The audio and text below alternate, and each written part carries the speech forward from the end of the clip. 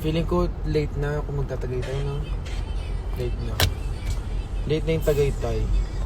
Ay, hindi pa pala. Hanggang anong oras ba yung ano doon? Bulalo po to. Gusto ko rin ng walang bulalo. 24/7. Di, pag di na lang tayo umabot talaga. Sige, pagtagaytay. At least 3-9 natin. Ikapik. Ay, high blood na naman Bato siya. agad. Pero hintayin na natin si ano. Si Jess, ah. Oo. Pwede yan sila sumunod. Kasi Promise. Yan pa, sila pa. okay. Sige, pwede pa naman. Kasi, doon marami naman akong ganap bukas. Pero kaya naman yun. Kasi medyo tanghali na po. So, ayun. Maxi, nagpapahinga ka pa ba? Oo naman. In fairness naman sa akin, 8 hours a day yung pahinga, ay yung tulog ko every day. And alam niyo yung magandang ano, yung, parang ngayon ko na-apply lahat ng natutunan ko sa Parehas bar. tayo.